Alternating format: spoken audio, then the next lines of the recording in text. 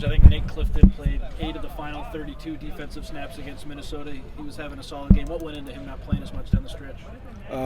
Just over the course of the game, sometimes, you just rotate guys as you feel. I'm not really paying attention to how the rotation's going. We have a plan going into the game, and then I trust the coaches at that point.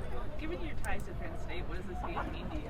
It's exciting. I haven't got a chance to see them play in person since I played there, so it'll be cool. 2 of my old teammates are on the staff, so it'll be cool to see them before and after the game. What's your thoughts just in general about the run defense against Minnesota? This has to be more consistent. There's just too many missed tackles, and we just have to be stouter up front.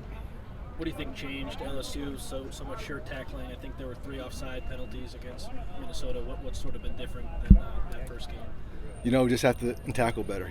To that back's credit, he played very well. He ran hard, but, when we have the opportunities to get him down in space, we still have to get him down in space, and we have to limit some of those runs that break through the line to not be explosive plays. I think it was a technique thing, a mentality thing. What kind of goes into correcting that? A combination of everything. I think just because you tackle good in the game, you still have to work on tackling. Just because you tackle bad in the game doesn't mean you're a bad tackling team. You still have to work on tackling. That game, we just did not tackle good, and they played well. I think John Humphrey started almost every game for you last year at UCLA, and I could be wrong, but I don't think he had a snap against Minnesota. What does he have to do to carve out a bigger role here? He's been doing good, and just keep on just being consistent in practice. We have a competitive room, and every week the playing time in that room has been a little different, and it's going to be like that every game. How do you describe what this Penn State offense does, especially with the multiple packages that they use? A lot of personnel groups, a lot of formations, a lot of adjustments. You really have to be on your P's and Q's as far as communication. They have the ability to control the ball on the ground, but they have a very explosive offense as far as the big plays in the air. So they're a very tough offense to stop. Seems like they've had a good run game probably since you were in college there. Yeah. What is it about that scheme? Maybe those running backs that. It's 2 of the better backs I think we're going to play all year. They run hard, they're downhill, but they also have the ability to score at any point in time. They make plays out of the backfield in the passing game. Anytime you have backs that can do as much as their backs do, it's tough on a defense. With how important Eric has been, Eric Gentry has been in the early part of the season with containing the run, with him not being certain on his status. How did you feel that group, Anthony Beavers was able to step in, and what's your confidence level moving forward without him?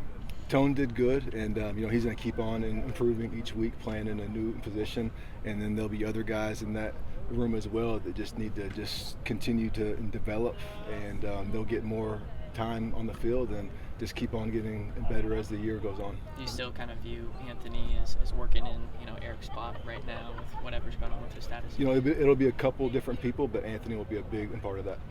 What does Elijah Hughes need to do to get more snaps?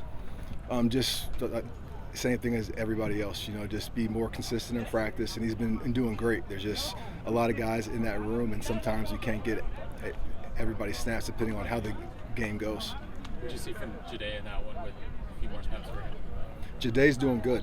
He's stuck out in practice probably the last month. So it's exciting to see him get an opportunity to start doing it on the field, and I think the more he plays, the better and better he's going to get.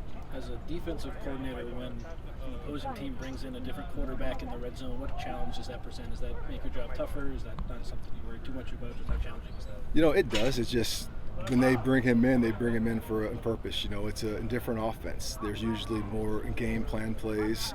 There's usually more gimmicky things. So we just have to make sure that we're in the right personnel group, and then obviously our call sheet gets a lot smaller. They have a 6'6" tight end.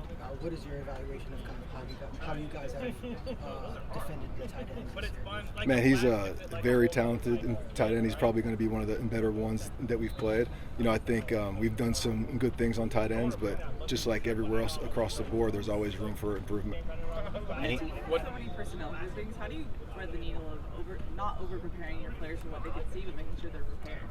Yeah, there's that fine line because you try to dwindle it down and try to simplify it as much as you can. Like it looks like all this, but it's really just that.